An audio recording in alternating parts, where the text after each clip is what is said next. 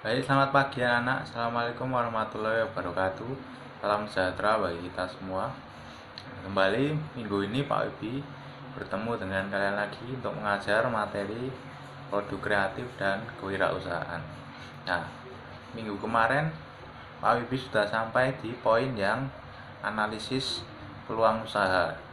Nah, sekarang minggu ini Pak Wibi mau lanjutkan ke poin selanjutnya, yaitu poin E. Nah, kemarin kalian juga sudah Pak Wibi kasih soal, sebagian malah ada yang sudah lanjut bablas ke poin I, bahkan jawabnya ada yang menjawab pakai jawaban yang lain. Tidak apa-apa, itu namanya kalian visioner dan mungkin cocok sebagai seorang pengusaha. Nah, sekarang kita mau lanjutkan materi berikutnya, yaitu kita masuk ke poin E. Silahkan dibuka modulnya. Yang kemarin kita masuk ke poin E ya, kita masuk ke keberhasilan dan kegagalan wirausaha. Nah, yang pertama itu penyebabnya.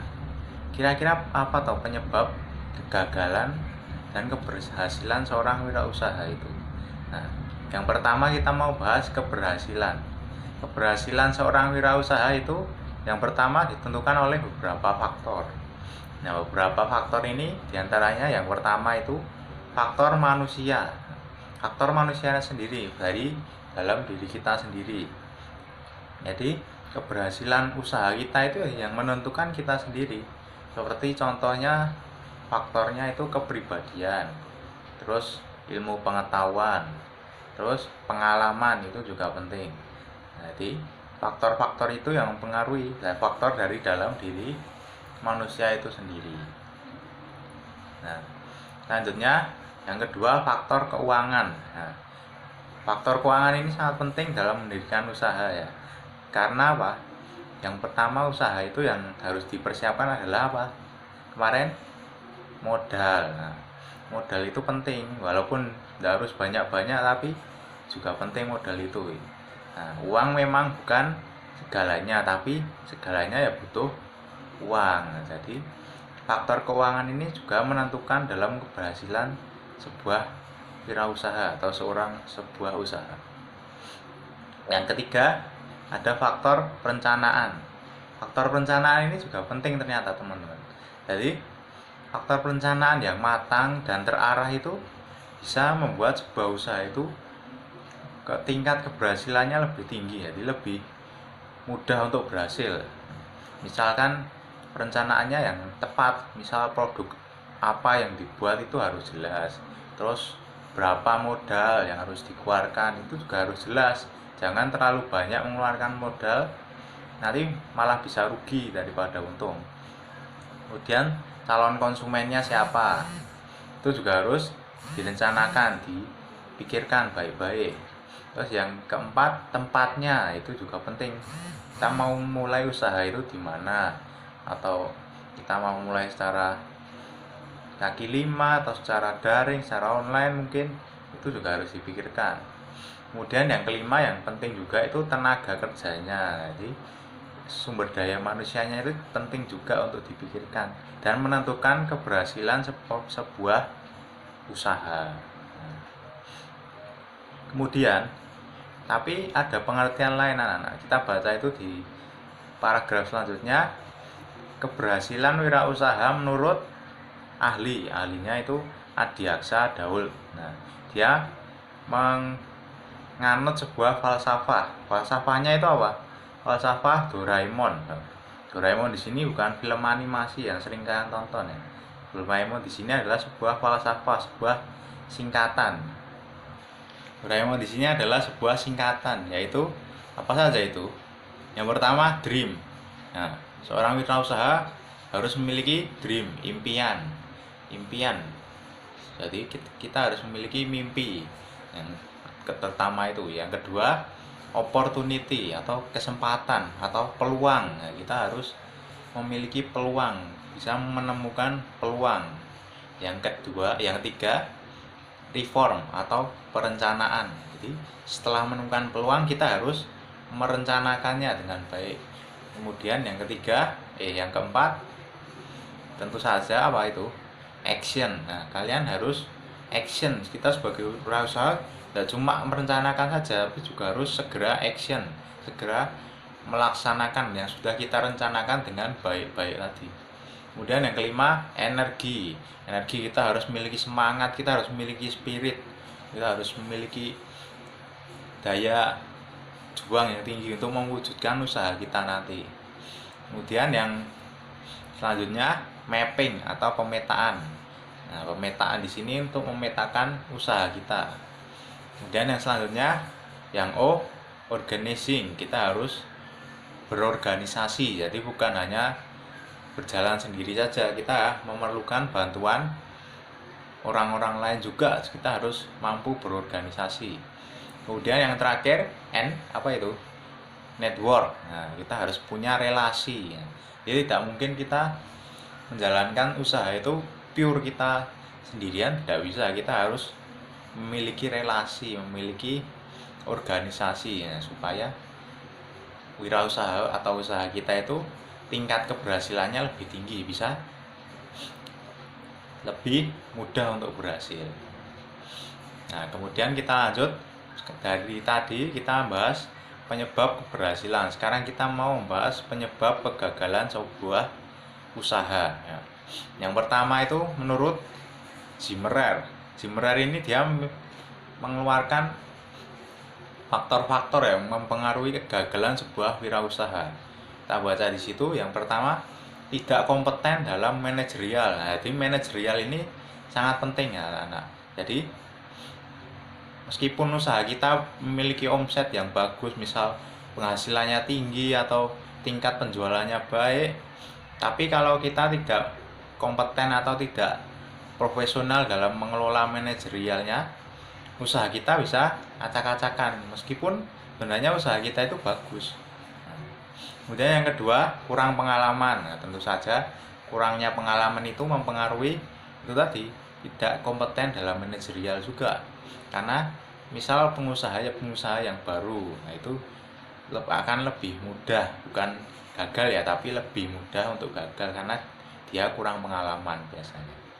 Kemudian yang ketiga, tidak bisa mengelola uang. Jadi itu tadi, kurang pengalaman, tidak kompeten, dan tidak bisa mengelola uang. Jadi boros besar pasak daripada tiang, itu juga berbahaya, bisa menyebabkan kegagalan dalam sebuah usaha. Kemudian yang keempat, lokasinya tidak mendukung. Jadi kita salah pilih lokasi, kurang strategis, kurang menguntungkan. Jadi itu bisa membuat usaha kita menjadi gagal. Kemudian selanjutnya, perencanaan yang gagal. Jadi kita sudah merencanakan sebenarnya, sudah tak urut-urutkan, kita pikirkan baik-baik, tapi ternyata rencana kita gagal. Terus caranya gimana, Pak? Ya, misalkan rencana kita gagal, kita harus siap dengan rencana cadangan. Kita harus punya plan B. Kita jangan cuma stuck di satu perencanaan, kita buat perencanaan selanjutnya. Misal perencanaan yang satu itu gagal. Kemudian yang selanjutnya, kurang sungguh-sungguh. Nah, ini tadi kurang sungguh-sungguh ini berasal dari mana? Dari diri kita sendiri. Nah, kita kurang sungguh-sungguh, kurang yakin untuk melaksanakan usaha ini, jadi usaha ini bisa gagal. Kemudian selanjutnya, tidak mampu melakukan transisi usaha. Ini misalkan usaha kita sudah berjalan, tapi di masa-masa transisi kita gagal melakukannya. Misal kita mau meningkatkan kapasitas usaha kita, tapi kita gagal melakukannya, akhirnya usaha kita malah bukannya berkembang, malah gagal. Kemudian selanjutnya, kurang pengawasan. Jadi kita kurang mengawasi poin-poin dalam usaha kita. Jadi kita kurang teliti, kurang mengawasi detail setiap titik usaha kita, itu juga bisa menyebabkan kegagalan.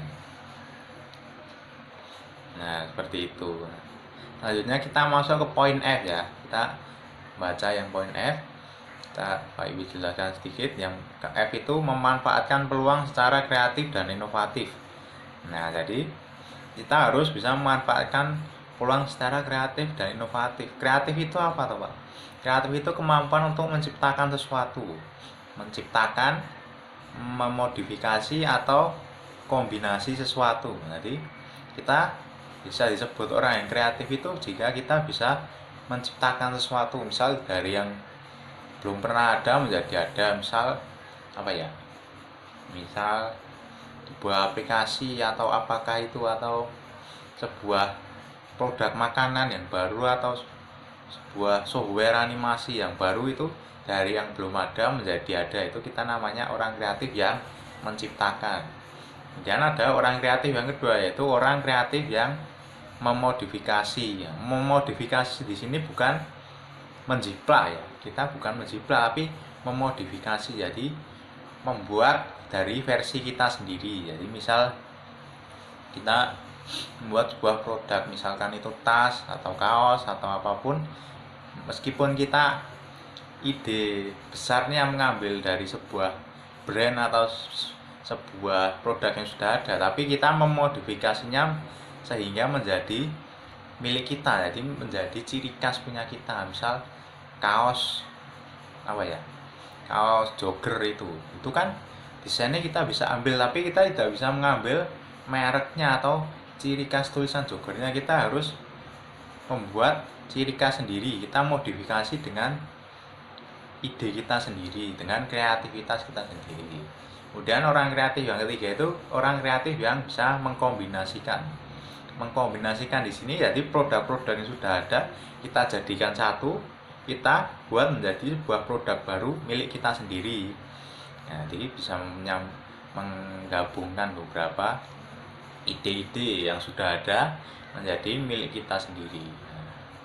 Kemudian pengusaha itu harus bisa, selanjutnya kita baca paragraf selanjutnya, memanfaatkan apa itu, barang yang tidak terpakai, kemudian bahan yang dari alam.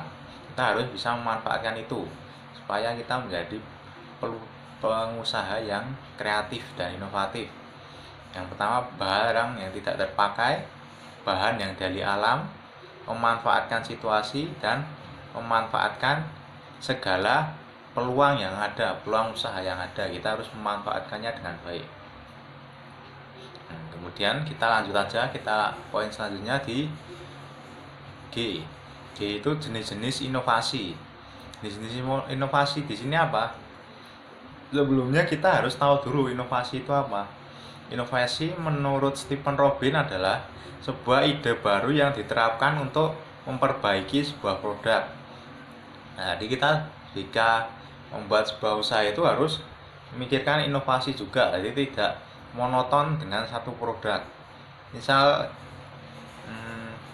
kita ambil contoh sebuah sepeda motor. Sepeda motor itu kan modelnya banyak sekali kan. Nah, jadi sepeda motor dengan model yang banyak itu dinamakan inovasi. Jadi sebuah ide yang baru untuk memperbaiki produk tersebut. Jadi produknya bukan cuma satu tapi banyak berinovasinya. Kemudian ciri-ciri inovasi yang pertama itu adalah memiliki kekhasan, memiliki ciri khas. Jadi misalkan tadi contohnya sepeda motor satu dan lainnya itu berbeda. Jadi memiliki ciri khas sendiri, jadi memiliki keunikan sendiri tiap jenisnya. Jadi memiliki kekhasan atau ciri khas. Yang kedua, memiliki kebaruan, unsur kebaruan. Jadi inovasi itu harus memunculkan rasa penasaran. Jadi wah, ini belum pernah ada, ini baru ini belum pernah dilihat sebelumnya. Jadi harus ada unsur kebaruan. Kemudian yang ketiga, harus terencana, karena inovasi itu tidak bisa tergesa-gesa. Kita tiba-tiba, oh aku pengen bikin ini, aku mau memodifikasi ini dengan cara yang baru. Oh, tidak bisa, kita harus merencanakannya dulu supaya inovasi kita itu benar-benar itu tadi memiliki ciri khas dan memiliki unsur kebaruan. Kemudian yang terakhir, ciri-ciri inovasi itu memiliki tujuan. Tentu saja kita membuat sebuah inovasi itu harus memiliki tujuan, misal supaya lebih efisien atau lebih menarik atau lebih berguna, kita harus memiliki tujuan. Nah, itu tadi ciri-ciri inovasi. Kemudian Kita lanjut ke poin selanjutnya aja. Kita masuk ke poin H. H ini judulnya apa itu? Sumber peluang usaha. Nah, sumber-sumber dari peluang usaha ini ada dua ternyata. Nah, jadi ada sumber internal dan sumber eksternal.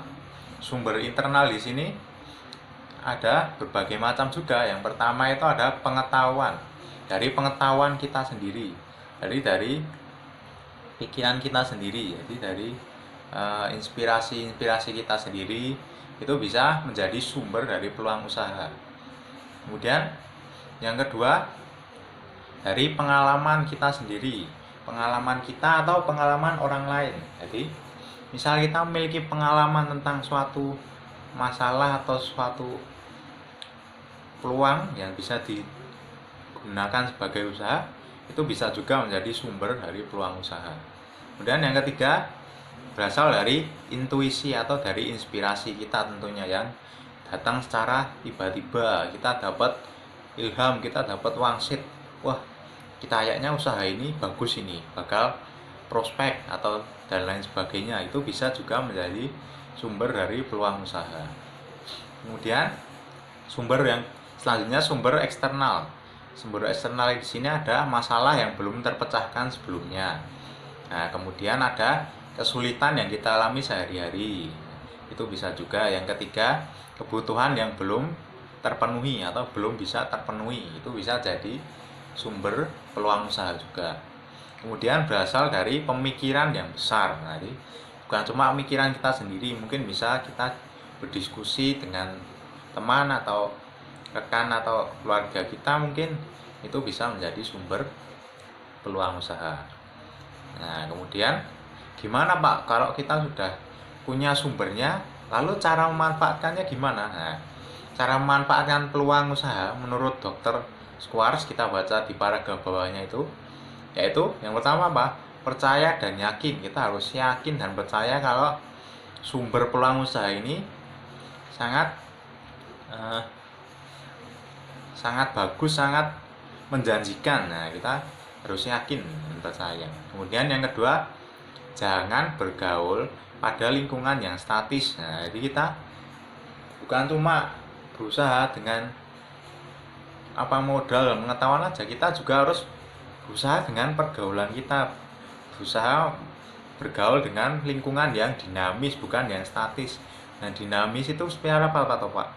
Yang dinamis itu adalah lingkungan yang membuat kita semakin bertumbuh. Jadi tidak statis atau stagnan di situ saja, cuma monoton begitu aja. Itu jangan seperti itu. Jadi kita harus memiliki lingkungan yang dinamis, jangan lingkungan yang statis.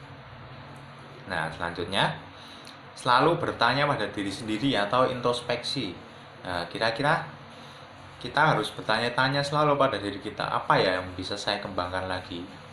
Nah, seperti itu. Kemudian yang selanjutnya, perluas pikiran dan banyak bertanya. Kita harus memperluas pikiran, jangan tertutup dengan pikiran kita sendiri aja, tidak mau terima masukan, tidak mau terima kritikan, tidak bisa. Dalam sebuah usaha kita harus mampu memperluas pikiran kita dan banyak bertanya, mungkin kepada pengusaha yang sudah berpengalaman. Mungkin kita bisa bertanya-tanya dulu, kita tanya, sharing-sharing begitu, bagaimana cara mengelola usaha atau bagaimana cara menanggulangi kerugian. Nah, itu bisa kita sharing-sharing. Kita harus mau banyak bertanya untuk memanfaatkan peluang usaha kita tadi, kita yang sudah kita punya tadi, kita harus manfaatkan. Nah, gitu. Kita lanjut ke poin terakhir, poin I, pendekatan analisis peluang usaha. Jadi ada beberapa pendekatan sebelumnya kan. Di poin D kita membahas tentang analisis peluang usaha. Nah, itu ternyata analisis itu ada beberapa pendekatan yang bisa dilakukan untuk menganalisis sebuah peluang usaha. Yang pertama kita baca di situ, yaitu analisis SWOT. Nah, kemarin banyak yang menjawab ini ya. Nah, padahal kita belum sampai poin ini, tapi tidak apa-apa. Pak Wibi malah apresiasi kalian mau membaca sampai poin ini, tidak apa-apa. Yang pertama itu analisis SWOT. Yang pertama, strength, kekuatan yang kita miliki untuk mendukung usaha kita. Nah, itu harus kita ketahui. Yang kedua adalah weakness, kelemahan yang dimiliki untuk segera kita atasi. Jadi apa kelemahan yang kita miliki itu apa, dan harus segera kita atasi supaya tidak menjadi batu sandungan dalam kita melaksanakan peluang usaha ini. Yang ketiga, opportunity, peluang untuk mengembangkan usaha kita. Jadi kita harus memikirkan bagaimana cara usaha kita nanti berkembang. Nah, kita harus menemukannya dulu. Kemudian yang keempat, yang terakhir, T-nya apa? Ancaman, hambatan. Nah, kalau bisa kita harus mengetahui terlebih dahulu apa itu ancaman-ancaman kita, hambatan-hambatan kita, harus segera kita ketahui supaya kita dapat mengantisipasinya lebih awal. Selanjutnya analisisnya, ada apa lagi di situ? Analisis 5W1H, kayak pelajaran bahasa Indonesia. Ya, itu sama. Yang pertama, buat apa atau usaha yang akan kita lakukan ini. Kemudian where, di mana usaha ini akan kita lakukan. Kemudian when, kapan kita mau mulai usaha ini itu kapan. Nah, kemudian why, kenapa kita harus melakukan ini, apakah menguntungkan atau tidak. Nah, kemudian yang selanjutnya who, siapa aja yang mau kita libatkan dalam hal ini, atau kita sendiri atau melibatkan orang lain mungkin. Nah, begitu. Kemudian how, how ini bagaimana kita melakukannya, kita harus analisis ini dulu. Nah, lanjut lagi bagian bawahnya, studi kelayakan usaha. Nah, studi kelayakan usaha di sini ada beberapa ahli. Pak Wibi ambil baca dari menurut Husein Umar aja. Menurut Husein Umar, studi kelayakan usaha adalah penelitian terhadap rencana bisnis yang tidak hanya menganalisis kelayak tidaknya sebuah bisnis, tapi juga saat dioperasionalkan rutin dalam rangka pencapaian maksimum. Nah, di analisis itu, studi kelayakan usaha ini bukan cuma menganalisis layak tidaknya bisnis itu berlangsung, tetapi juga saat dioperasionalkan nanti apakah bisa mencapai pencapaian yang maksimal atau tidak.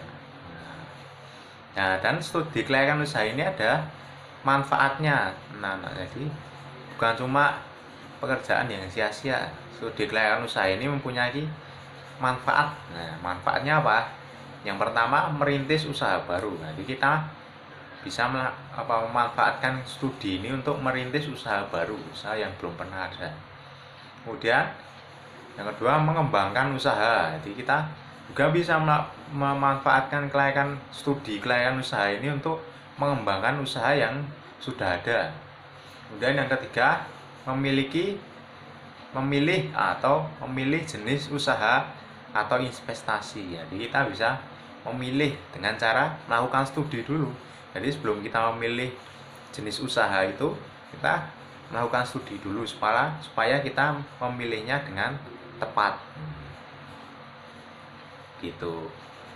Nah, kita lanjut aja yang terakhir. Kita lanjut ke tahapan-tahapan studi kelayakan usaha. Jadi urutan-urutannya gimana toh Pak untuk melakukan studi kelayakan usaha ini? Nah, yang pertama itu penemuan ide. Tentu saja kita harus yang pertama itu menemukan ide baru. Kita harus menemukan ide dulu sebelum memulai studi kelayakan usaha. Kemudian yang kedua, penelitian usaha. Kita harus teliti ide kita tadi. Kita mengumpulkan data, mengumpulkan informasi, mengumpulkan apa saja yang berkaitan dengan ide kita tadi. Kemudian evaluasi, yang ketiga, kita evaluasi setelah kita menemukan data dan meliti ide kita tadi, kita harus mengevaluasi ide kita ini. Nah, seperti itu. Kemudian yang keempat, pengurutan usulan. Jadi misal ide kita lebih dari satu, kita urutkan dari yang paling memungkinkan dan paling menjanjikan dulu. Kita urutkan ide-ide mana yang lebih menjanjikan.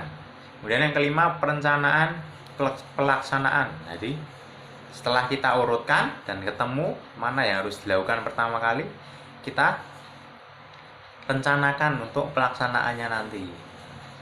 Kita rancang sedemikian rupa supaya dalam pelaksanaannya nanti bisa terlaksana dengan baik, tidak ada kendala.